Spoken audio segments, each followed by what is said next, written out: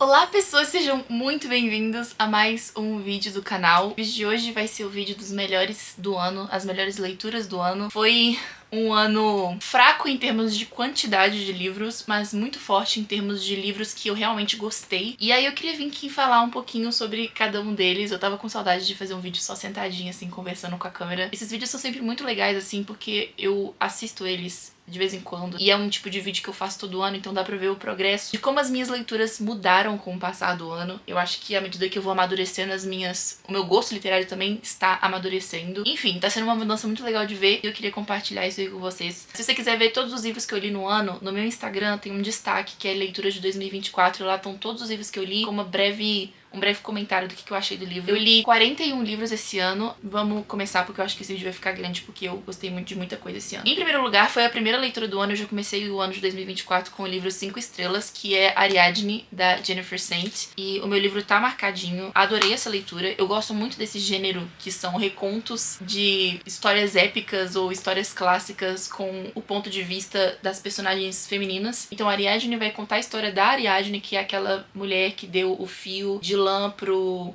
Teseu, e ajudou ele a sair do labirinto do Minotauro. E aí a gente pega a história desde antes disso e a história depois. E eu percebi que eu não sabia muito bem sobre a história de Ariadne quando eu comecei a ler. Ela foi casada com o Dioniso e eu não sabia disso. E assim, a história dela é bem maior, assim, bem mais interessante do que só essa participação na história do Teseu. Foi muito interessante, assim, voltar. É sempre interessante voltar à mitologia grega, é uma coisa que eu gosto muito, né, desde os primórdios de Percy Jackson, algo que eu tenho esse fascínio. Foi um livro, assim, muito legal, a escrita dele é muito boa. E eu lembro que quando eu li, eu fiquei, nossa, meu Deus, eu amo ler.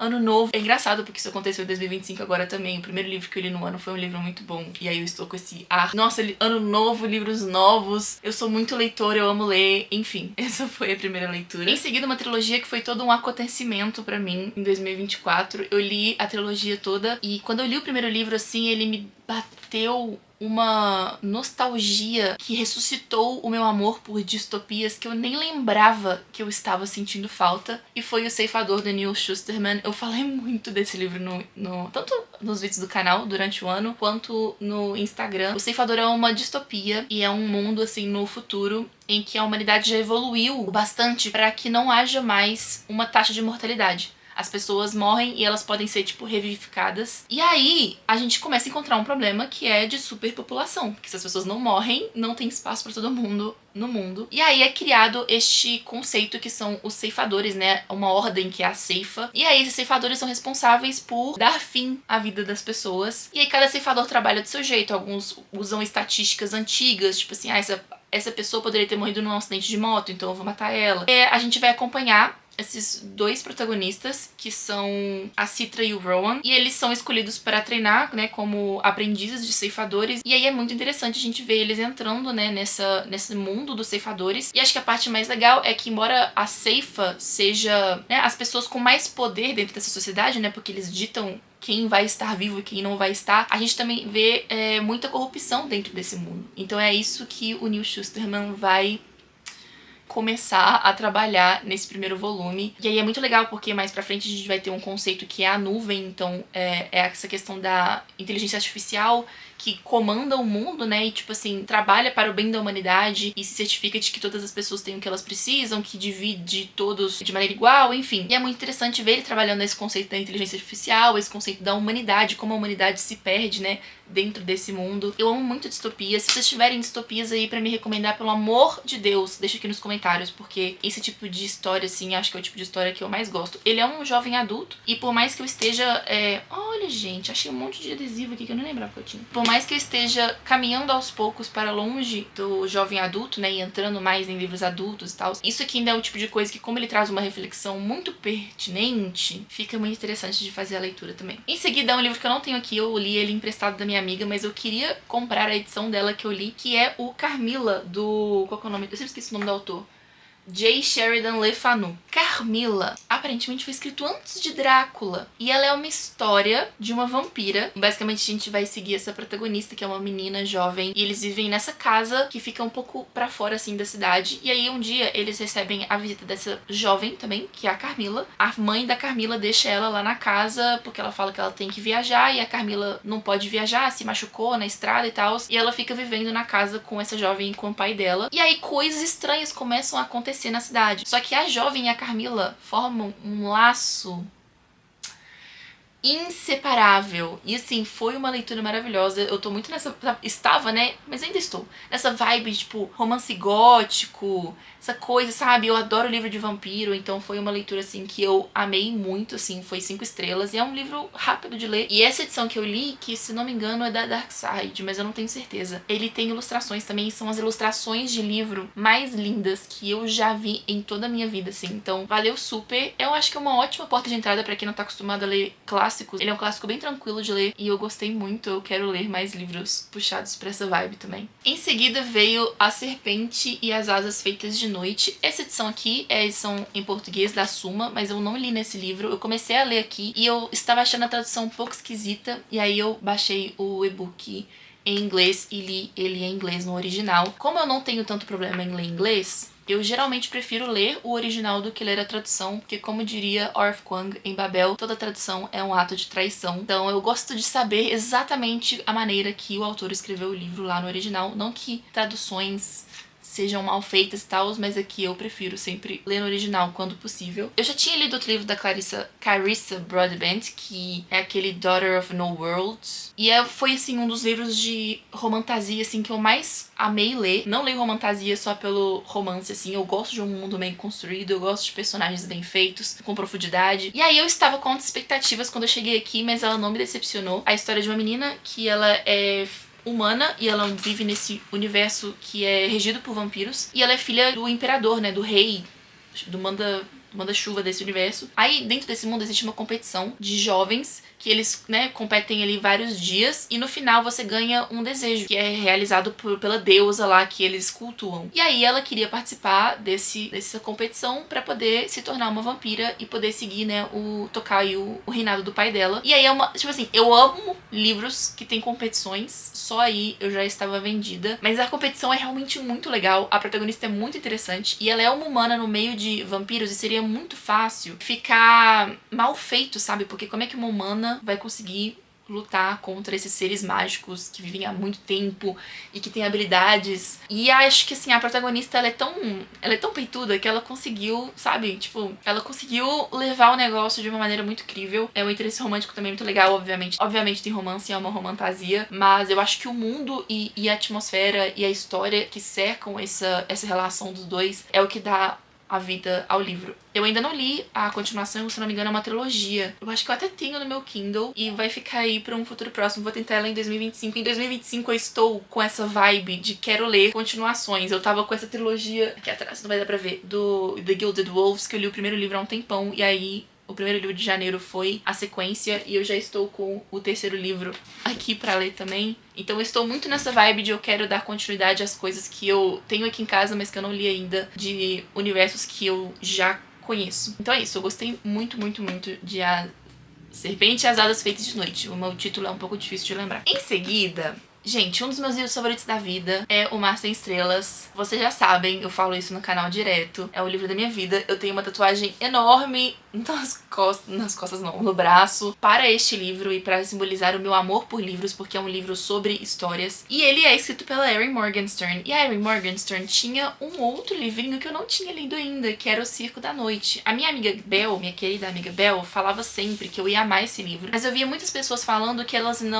eles preferiam Mar Sem Estrelas ao Circo da Noite. Então eu ficava meio assim, nossa, poxa, eu devia ter lido o Circo da Noite primeiro pra eu achar ele incrível. E aí o Mar Sem Estrelas vi por cima, né, ganhando disso. E aí agora que eu li Mar Sem Estrelas, como é que eu vou voltar pro Circo da Noite? Então eu meio que sempre empurrei com a barriga a leitura desse livro. Sinceramente, não fez nenhuma diferença ter lido Mar Sem Estrelas primeiro. Eu amei o Circo da Noite igual. O meu tá todo marcadinho e eu até testei um jeito diferente de marcar, que eu coloquei as fitinhas nesse coisa... Dá pra ver? Tipo, elas estão organizadas. Achei tão lindo. Eu tinha até esquecido que eu tinha feito isso, agora que eu tô pegando ele na mão que eu que eu lembrei disso. O meu livro tá todo escrito, todo rabiscado. A Erin Morgenstern tem essa habilidade de escrever uma história e fazer parecer que você tá lendo um conto de fadas. Mas não um conto de fadas. Você tá lendo tipo sua avó tá te contando uma história que ela ouviu há muito tempo atrás, de mágica. E é uma coisa meio assim que às vezes as coisas nem fazem tanto sentido, mas dentro da história aquilo ali traz tanto realismo e tanta mágica e tanta... Enfim, os personagens são incríveis. É a história desse circo, que é o Circo da Noite. E ele aparece da noite pro dia em cidades aleatórias. E aí a gente vai acompanhar também uma competição entre dois magos, né? Uma feiticeira e um mago, que eles têm que competir entre si. É isso. Pelo quê? Nem eles sabem. E a história vai se desenvolvendo a partir daí. A gente vai conhecendo as pessoas que estão, né, dentro desse circo, como que né, foi a infância desses dois feiticeiros, e eles acabam se apaixonando, então a gente vai vendo isso acontecendo. É um livro que ele é um pouco bagunçado na questão do tempo, sabe? Tipo, ele vai e volta várias vezes, então no início de cada capítulo tem, tipo, a data e o local, porque o circo tá sempre pulando de cidade em cidade, né? Os anos vão passando, então ela meio que bagunça a história e aos poucos ela vai fechando cada um desses círculos, assim, pra gente conseguir entender o todo. Eu acho que foi feito com muita maestria. Erin Morgenstern vive no meu coração. Eu gostaria que ela lançasse mais livros, porque eu vou lê-los e amá-los, eu tenho certeza. É a minha autora, uma das minhas autoras favoritas, assim. Eu acho que ela está no top 3 autoras da minha vida. Foi uma leitura muito gostosa. E esse livro também é muito lindo. Ele fica aqui agora no meu lugar de honra, ao lado do meu Mar Sem Estrelas. Em seguida, um livro que eu não tava dando nada por ele, mas é nada. Ele não é um 5 estrelas, mas ele é um livro que eu gostei bastante.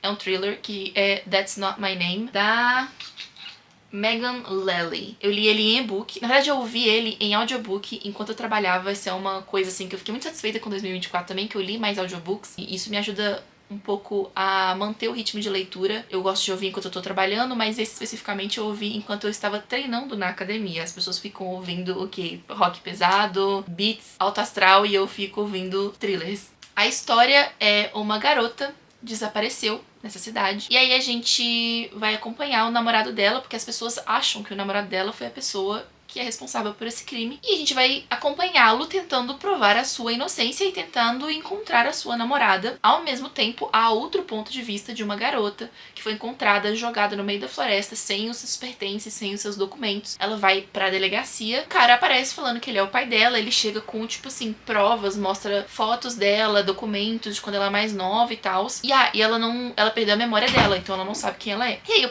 o pai dela aparece, fala que, né, encontra com ela, abraça ela e tal, e leva ela pra casa, só que ela ainda sente que alguma coisa não está certa. E aí a história vai se desenrolando. Cara, o plot twist desse livro me deixou numa bad, que eu vou te contar, viu? Foi difícil, mas a história em si é muito legal, é um livro curtinho, eu acho que não saiu em português ainda, mas, né, se você lê inglês, vale a leitura, ou então bota pressão nas editoras aí pra elas lançarem em português. De qualquer maneira, eu gostei bastante dessa leitura também. Em seguida, juro, esse é o livro que eu estava esperando ler a minha vida toda. Esse livro, ele é pra mim. Se a sequência dele não for no mesmo nível, eu vou entrar em depressão, sem querer fazer drama. Tinha um tempo que eu não lia um livro que me pegava e que é tão, sabe, que é The Will of the Many.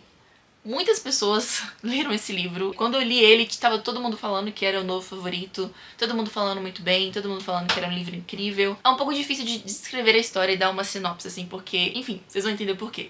A gente tá nessa sociedade, né, que é inspirada na Roma Antiga, só que com um pouco de magia e um pouco de ficção científica. E aí, dentro desse universo, existe uma pirâmide social. E aí a gente tem as pessoas cedendo, eles chamam de will. Eu acho que na tradução literal seria tipo uma força de vontade, cedendo força. A gente tem pessoas cedendo força para as pessoas que estão acima delas. E aí o negócio é meio que uma pirâmide, uma conta matemática. Se você tem 8 octavi, né, que é uma dessas seções sociais, 8 octaves cedendo força para um sétimo. Aí você tem tantos sétimos, oferecendo força para um sextus. E aí assim a escala vai subindo até você chegar no Príncipes, que é a pessoa que tem a pessoa mais forte fisicamente deste universo, sim. E essa força de vontade também é usada como energia, então a gente tem meios de transporte que são movidos através dessa força. E aí nós vamos seguir o Vis, e o Vis, ele é um jovem que mora num orfanato, e ele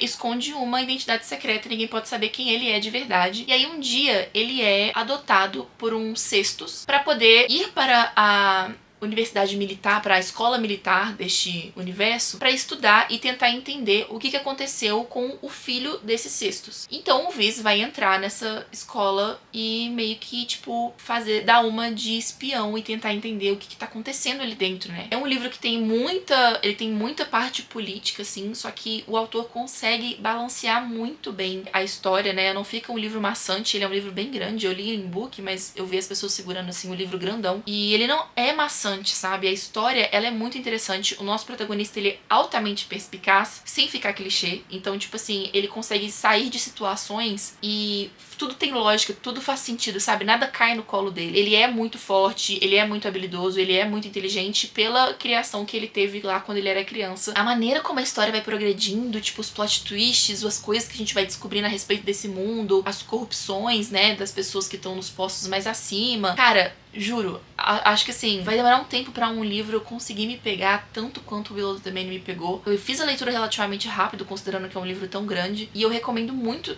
quem conseguir ler.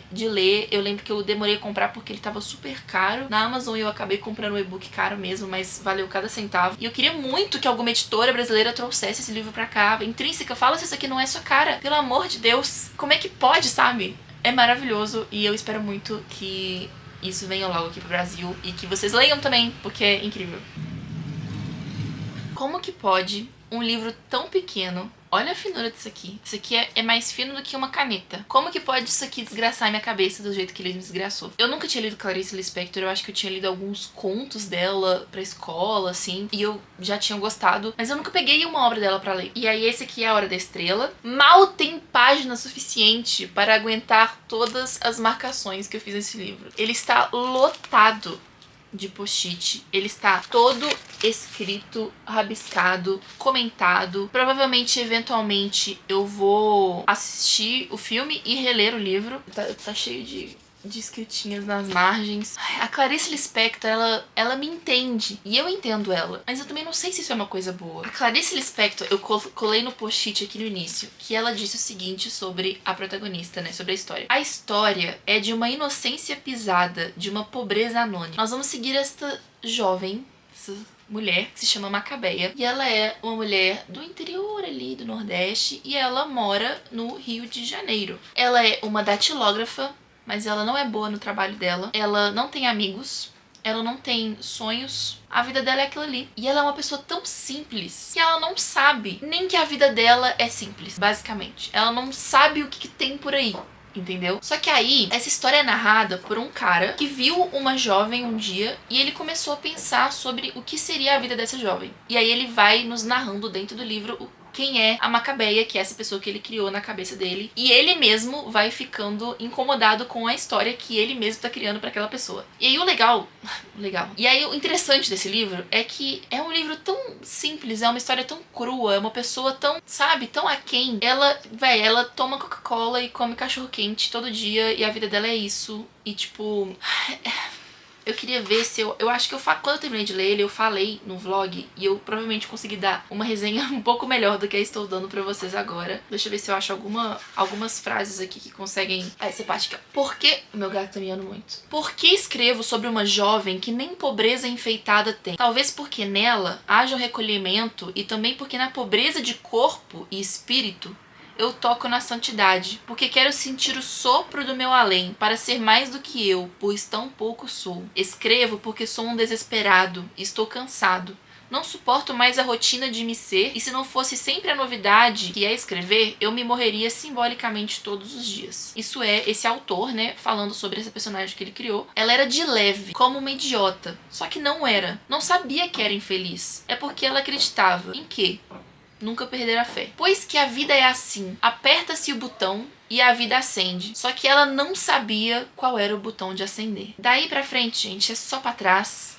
fico na bad, penso nesse livro com certa constante, mas Macabeia, de um modo geral, não se preocupava com o próprio futuro. Ter futuro era luxo. Ouvira na rádio relógio que havia 7 bilhões de pessoas no mundo. Ela se sentia perdida, mas com a tendência que tinha para ser feliz, logo se consolou. Havia 7 bilhões de pessoas para ajudá-la. É isso. É uma pessoa que vive uma realidade muito triste, mas ela não percebe que ela está nessa tristeza. E não é porque ela é burra, não é porque ela é uma idiota, é porque ela é uma pessoa acomodada e simples. E esse livro me pegou e eu fiquei mal, e agora eu quero com certeza absoluta ler mais alguma coisa da Clarice Lispector. Eu estou pensando em comprar o Água Viva dela, e aí vem aí provavelmente mais um surto meu quando eu fizer essa leitura também. Não necessariamente os livros dessa lista são livros 5 estrelas, são livros que eu gostei bastante, mas às vezes teve alguma ou coisa ou outra que me incomodou, mas eu quero trazer eles aqui porque são livros que eu realmente gostei muito e que eu acho que vocês podem gostar. Um livro que se encaixa nessa categoria é o Pessoas Ansiosas, do Frederick Backman. Eu dei 4 estrelas pro livro, mas eu penso nele de maneira constante. Eu acabei de emprestar pra minha prima, ela leu, gostou muito também, e aí eu já emprestei pra outro primo, e até fiz uma brincadeira que esse livro tem que passar na mão de todos os primos ansiosos da família. Mas não é necessariamente um livro sobre ansiedade. A gente vai seguir esses 2 policiais que estão investigando esse caso de um ladrão de bancos que entrou no apartamento e fez as pessoas que estavam lá durante a hora de visita, né, pra visita imobiliária, e ele fez essas pessoas de refém, só que esse ladrão desapareceu, e aí os policiais vão investigar pra entender o que aconteceu dentro desse apartamento. O livro faz essa intercalação das entrevistas, né, com cada um desses reféns e da vida de cada um deles. É um livro que eu digo assim, ele é um livro muito devagar, porque ele anda em círculos. Então ele vai contando as histórias e ele repete frases, repete acontecimentos, pensamentos, e aí às vezes pode ficar um pouco maçante. Só que cada vez que uma coisa se repete no livro, é porque a gente deu uma volta e a gente vai interpretar essa coisa de uma nova maneira, porque agora nós temos mais informações. E aí o livro vai seguindo essa espiral até chegar na conclusão. E primeiro que eu achei isso muito interessante, eu já tinha lido outro livro do Frederick Backman, que é O Homem Chamado Uva. Eu gostei bastante, que inclusive foi adaptado recentemente com o filme do Tom Hanks, que é O Pior Vizinho do Mundo. E foi um livro assim que me pegou muito, e ele também tem isso. Ele lida com questões pesadas de uma maneira muito leve, trivial, assim, sabe? E cômica. A única coisa que eu não gostei desse livro foi algumas partes cômicas, assim, porque eu acho que ele tem um terror muito... Ele tem um humor muito ácido britânico. E esse humor não me pega tanto, porque ele fica muito paspalhão, assim, fica muito bobão, às vezes. Mas abaixo dessa camada do cômico, tem ali questionamentos e reflexões muito interessantes sobre a sociedade, sobre pessoas, sobre humanidade. Esse livro toca em assuntos muito tristes, muito pesados, assim. Enfim, eu gostei muito dos personagens, eu gostei muito da conclusão, mas principalmente eu gostei muito como a história foi escrita. Eu acho que ele conseguiu passar o que ele queria passar de uma maneira muito eficaz e interessante. Eu recomendo muito, assim, pra quem gosta desse tipo de história, pegar esse livro, assim, porque eu acho que dá pra tirar reflexões de algum lugar. De alguma maneira, esse livro vai te tocar. Em seguida, meu queridinho, meu amorzinho, um dos top 5 do ano. Essa lista não tá na ordem de preferência, tá? Eu só tô falando à medida que eles vão aparecendo aqui na lista que eu li com o passar do ano. Que foi Hamnet, da Maggie O'Farrell. Eu nunca tinha lido nada da Maggie O'Farrell. Esse livro aqui, quem viu o vlog da Bienal viu que foi um surto. Eu estava entrando num stand que era uma bagunça, mas uma bagunça, um monte de pilha de livro, e ele estava assim, ó, sentadinho assim me esperando. Ele já estava na minha lista de leitura há muito tempo. Quando eu estive na Europa, né, em 2023, eu vi esse livro pra todo lado, em todas as livrarias que eu entrava. Eu quase comprei ele várias vezes, mas acabou que eu não comprei. E aí eu li ele nessa edição da Intrínseca, que foi fenomenal, assim. Eu não me arrependo de ter lido ele nessa edição, né, em português. Eles fizeram um ótimo trabalho. Eu acho esse livro lindo, ele tem uma texturinha assim também, eu acho ele meu xodozinho. E basicamente, sabe o William Shakespeare? Shakespeare, que escreveu Hamlet. Ele tinha um filho que se chamava Hamnet. E aí nós vamos seguir a história da família do Hamnet. O Hamnet, ele é um filho que faleceu. E isso já é dito assim no início, né? A história do Shakespeare, então as pessoas já sabem. O Hamnet morreu e a gente vai seguir 2 linhas do tempo. A linha do tempo da família, seguindo este momento trágico, né, da morte do Hamnet. E a gente vai seguir lá no passado como que foi a infância do Shakespeare, como que Shakespeare conheceu a esposa, como que ele foi se tornar um dos maiores dramaturgos, né, o maior dramaturgo da história. Só que tem uma pegadinha. O nome do William Shakespeare nunca é dito. Ele é sempre referido como pai, como marido, como o autor, porque não é uma história sobre o William Shakespeare. É uma história sobre o Shakespeare, sobre a família dele, sobre como que foi quando ele começou a fazer sucesso e viveu longe da família, como que eles lidaram, como que foi essa questão dele, né, formar a família dele com a esposa dele, como que os filhos dele nasceram, enfim. Tem uma parte... Eu não sei porque esse livro não tá marcado. Eu acho que eu li ele num surto, assim, tão grande, sabe? Tipo assim, eu só engoli esse livro, assim, com tanta... Eu fiquei tão impressionada com o que eu tava lendo. Primeiro porque a escrita da Maggie O'Farrell é uma coisa maravilhosa. Tipo assim, ela consegue descrever uma cena rotineira dentro da casa lá de uma maneira tão maravilhosa e tão imersiva. Eu me senti naquela época, eu nem sei qual que é o ano que se passa isso, mas eu me senti lá naquela época. Tem uma hora que ela sai um pouco da história da família e ela vai descrever uma pulga da peste vindo de navio e chegando até a casa. E esse capítulo é um espetáculo, e o capítulo nem tem nada a ver, tipo assim, com as pessoas, mas você vai sentindo aquela coisa daquele momento chegando. E também essa questão que ela faz, né, de escrever a história em paralelo, né, as duas linhas do tempo em paralelo, você, tipo, vê a família muito feliz e junta e né, tal, o marido apaixonado, tanana, e aí ela quebra isso de um capítulo pro outro, tipo, lembrando que, olha, eles estão passando por uma crise aqui agora, tá tudo feliz, mas eles estão sofrendo. Então, assim, putz, nossa, esse livro me pescou muito, eu amei muito, tô muito feliz de ter feito essa leitura e eu recomendo demais, demais, demais, mas é muito mesmo. Você não precisa gostar de Shakespeare, saber nada de Shakespeare, é um drama, basicamente. É isso, assim. Eu espero que vocês leiam e gostem. Se você leu, me conta aqui embaixo. Quando eu li também, muitas pessoas vieram me falar que leram e gostaram muito, ou que estavam querendo ler. Tem muita gente falando, né? No ano passado, assim, tinha muita gente falando sobre esse livro. E realmente foi uma surpresa muito boa. Na verdade, nem foi uma surpresa, que eu já imaginava que eu ia gostar. Em seguida, onde que tá? Eu acho que eu li esses livros um depois do outro. Foi uma coisa assim. Eu li eles muito próximos, porque eu comprei esse aqui na Bienal também. Estação 11, da Emily St. John Mandel. Esse livro, ele explodiu muito na época da pandemia, porque ele é um livro que trata um cenário pós-apocalíptico após uma pandemia. E eu acho que na época, assim, a galera começou a ler e batia, né, muito, porque era a nossa realidade durante, né, o Covid-19. Eu não sei se eu teria tancado esse livro na época do Covid-19, porque eu fui uma pessoa, assim, eu estava sozinha em outra cidade, morando em outra cidade, longe da minha família, longe dos meus amigos.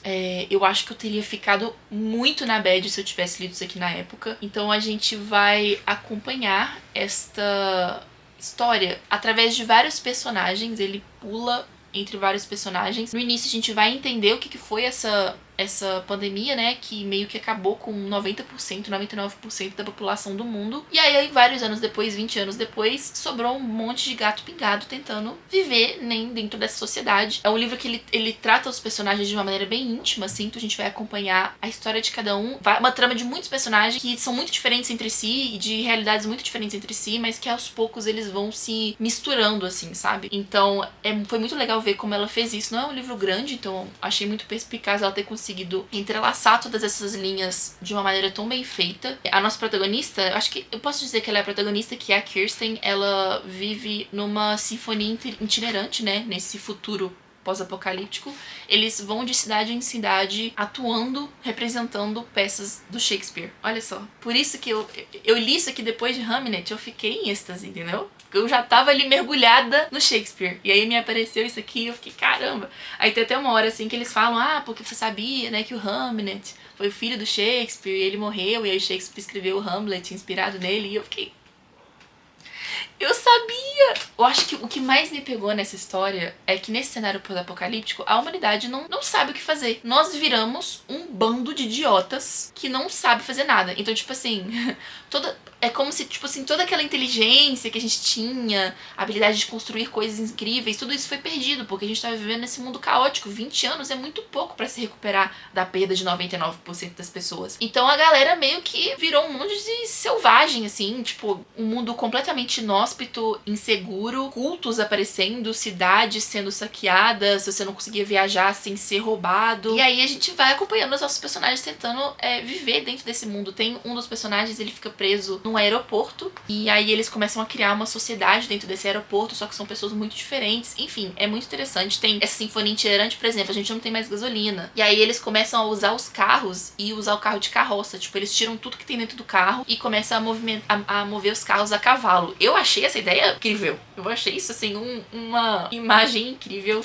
Enfim, eu sei que a Amy Sandy Mondel tem outros livros que eu quero muito ler. Eu tô com O Mar da Tranquilidade no meu Kindle, que vai ser minha próxima leitura. Parece que os livros dela, eles meio que estão dentro do mesmo universo. Então isso é uma coisa que eu quero ver também, tipo, o que ela pesca, sabe, de cada história. Porque pelo que eu li, as histórias são muito diferentes entre si. Então eu quero entender como que ela conseguiu juntar tudo. Não é uma série de livros, sabe? Eles não são, né, continuações um do outro, mas eles se entrelaçam. E isso eu acho que vai ser bem interessante de ver também. E aí, pessoa passou 2024 inteira só lendo livro de distopia e desgraça. Eu li o Na Estrada, do Cormac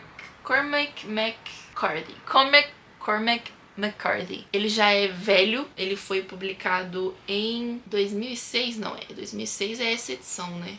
Foi isso. Foi em 26 de setembro de 2006. Então nem é tão velho assim quanto eu achei que fosse. Eu achei que, esse alarme vai ficar tocando. Esse é um livro que eu sempre ouvi avaliações muito opostas em relação a ele. Eu vi várias pessoas que amam, várias pessoas que odeiam. Eu sei que ele é lido em escolas nos Estados Unidos, e aí as pessoas falavam, eu li esse livro pra escola e eu achei terrível, livro maçante e tal. Eu particularmente achei uma obra-prima, só a minha opinião importa aqui. Ele é um livro muito nada acontece feijoada, mas é nada acontece feijoada mesmo, entendeu? Então, os raros momentos em que acontece alguma coisa, é tipo assim, nossa, meu Deus, que incrível. Mas o fato de nada acontecer constrói uma angústia e uma ansiedade que pra mim foram assim sensacionais. A história é muito simples. É um pai e um filho, num cenário pós-apocalíptico, onde não se sabe o que aconteceu, que estão caminhando por uma estrada, tentando chegar mais ao sul do país, porque eles estão no frio. E eles quase morrem umas 50 vezes. Por fome, exaustão, machucado. Existe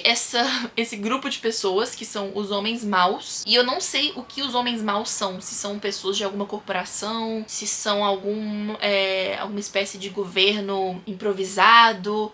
Eu não sei quem são os homens maus, mas eles são homens maus e eles estão constantemente tentando se esconder. E entra aqui também essa mesma coisa da Estação 11, que tipo, quando você chega num mundo anarquista que não tem regras, as pessoas não sabem o que fazer, não tem o que fazer, as pessoas começam a cometerem crimes. Que não são crimes, né, porque não tem leis. Mas as pessoas começam a fazer o que bem entender. Então, tipo assim, eles são assaltados, tem pessoas que são sequestradas e tal. É um livro que não é pra você entender. Não é pra você entender exatamente o que aconteceu, não é pra você entender o passado, não é pra você entender. É pra você analisar a relação de um pai que está nesse cenário completamente inóspito, tentando proteger o seu filho. O pai vive com essa melancolia de tudo que ele perdeu da vida do antes. Mas o filho não tem isso. Ele não sabe o que era antes. Aquilo ali é a vida pra ele. E o pai fica tentando, né, dar algo de melhor pro filho, e o filho tentando ajudar o pai a aceitar esse cenário em que eles estão vivendo. Cara, nossa, as interações deles, assim, são diálogos bem simples, né, dos dois conversando, mas eu acho que dá pra extrair tanta coisa interessante, tanta reflexão interessante.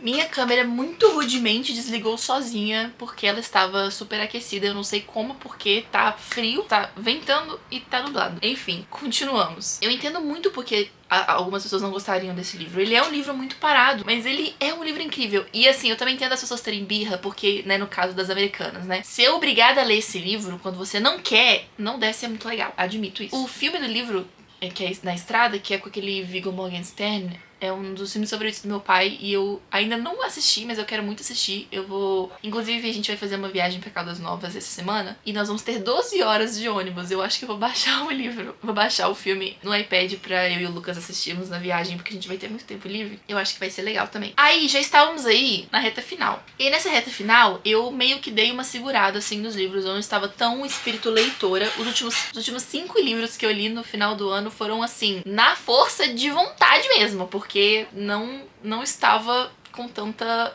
paciência para ler. Aí eu comecei a ler uma série de livros, de contos que a gente tem na Amazon. Se você tem o Amazon Prime, você tem esses livros gratuitos. E a Amazon tem essas coletâneas de gêneros, né, de contos. Então tem uma coletânea de contos de ficção científica, de fantasia e de terror. E aí eu li alguns contos, né, e eu contei como livro. Mas Amanda, é pouca página, mas eu que decido. É um livro, do início ao fim, isolado, é dentro da meta, entendeu? Eu li alguns bons, mas Eu vou te contar. O melhor conto que eu já li na minha vida, tá? Esse conto, ele foi escrito... A autora estava pensando assim, eu preciso escrever essa história, porque essa história é pra Amanda. Deixa eu fechar aqui que tá vendo barulho. Eu vou escrever isso daqui porque a Amanda vai gostar. E esse livro aqui é pra ela. Que é The Six Deaths of the Saint, da Alix E. Harrow. Eu nunca li nada da Alix E. Harrow, mas depois de ler este conto, eu já baixei, né? Já comprei os e-books dos outros livros dela. Percebi que ela é uma autora muito indicada e premiada a prêmios, assim, e eu já tinha ouvido falar, mas eu nunca,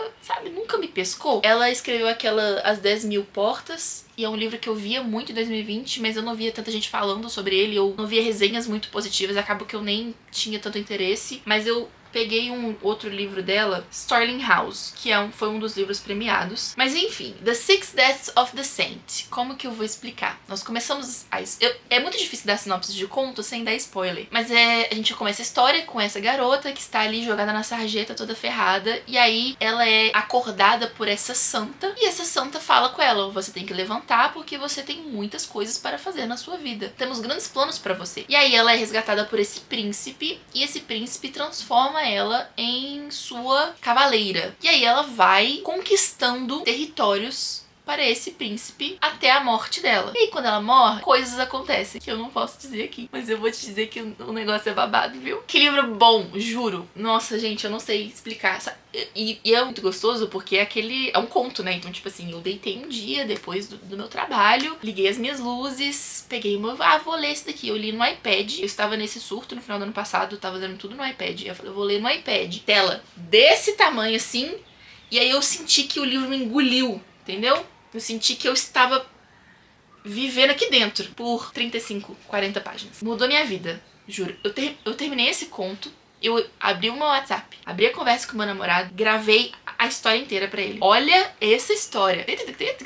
Contei tudo pra ele, porque eu precisava tirar isso do meu sistema, porque, puta merda, que livro bom. O primeiro plot twist do livro é, tipo assim, 10 páginas. Eu não sei como ela conseguiu fazer, em 10 páginas, escrever uma história, me fazer gostar da protagonista, me fazer me interessar pela história, a ponto de ela contar o plot twist e eu ficar, meu Deus, isso não é nem o final do conto, nem acabou. Acabando é a minha bateria, né? Vou ter que carregar a câmera. Se terminar de falar isso, eu carrego e termino pra falar do último livro. Foi, assim, um choque, mas um choque muito positivo. Me apaixonei por essa história. Quero ler tudo da Alix E. Harrow. Se eu não gostar do livro, eu vou fingir que eu nem conheço. Mas eu espero que eu goste. E a escrita dela também, as descrições, meu Deus. Deixa eu carregar pra voltar pra falar do último livro. Bom, um corte pra vocês, alguns minutos mais tarde pra mim.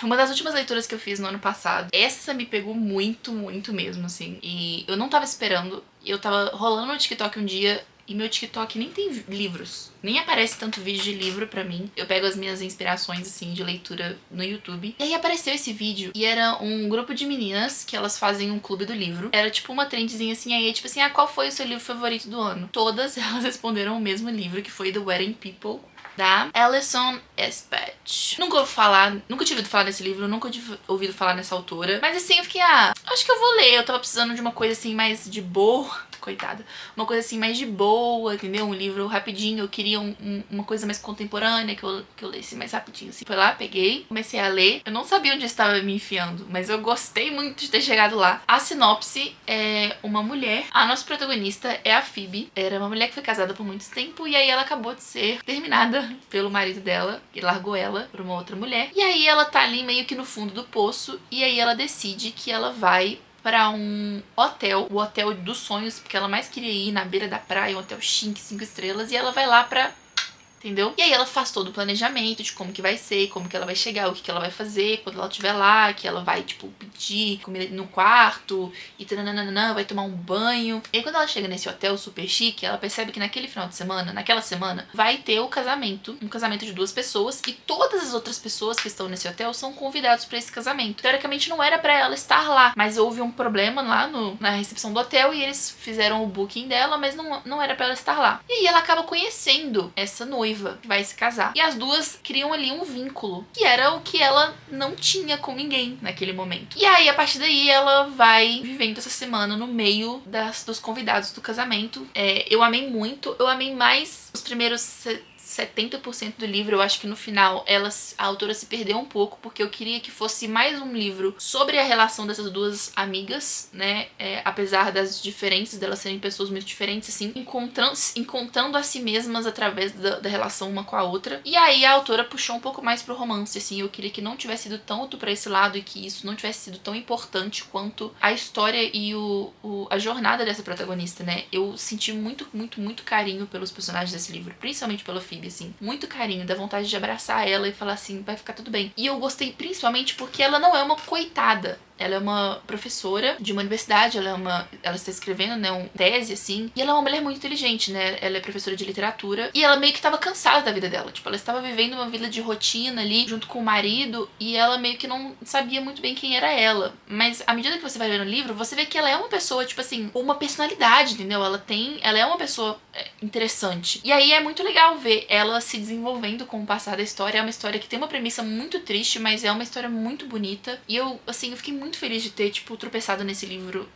aqui na internet e ter feito essa leitura. Foi um livro, assim, que me pegou muito e acho que principalmente, assim, no momento que eu tava precisando, sabe? Eu tava precisando de alguém como a Phoebe na minha vida. Eu acho que ele não saiu em português ainda, eu espero que ele venha pro Brasil. Também é um livro que tem muita cara da Intrínseca. Eu gostaria muito que eles trouxessem esse livro pra cá. Fica aí mais uma dica também, que eu acho que é aquele tipo de livro, assim, que muitas pessoas vão gostar. É um livro muito fácil de recomendar. Se você puder, leia e venha me falar depois o que você achou. Então esses foram os meus livros favoritos do ano, mais os e-books. Eu acho que, assim, apesar de não ter sido um ano que eu li tanto em termos de quantidade, eu fiquei muito encantada com os meus favoritos. Vários livros que entraram pra minha lista de melhores da vida, assim. E eu tô muito, muito satisfeita com o meu progresso como leitora. E principalmente, acho que a leitura, ela também leva a gente por um caminho de autocompreensão, sabe? Eu comecei a me entender quem eu sou, o que eu gosto. E é muito legal quando a gente começa a realmente encontrar essas coisas que estão... entender o nosso gosto, que acho que hoje em dia eu tenho um pouco mais de habilidade de ver um livro e já ser certeira de saber se eu vou gostar ou não. Então me evita um pouco mais de frustração durante esse processo como leitora. E eu tô muito feliz, eu espero que isso melhore ainda mais em 2025. Já estou começando 2025 com livros diferentes, assim, o meu gênero, o meu gosto tá saindo muito da fantasia e entrando muito pro drama, pra ficção literária mesmo, assim, não necessariamente fantasia. E eu tô muito feliz com esse caminho. Espero que 2025 seja um ano incrível tanto pra mim quanto pra vocês. E eu espero que vocês tenham gostado desse vídeo. Adoro falar sobre os livros que eu amo. E a gente se vê no próximo vídeo. Um beijinho. Tchau, tchau.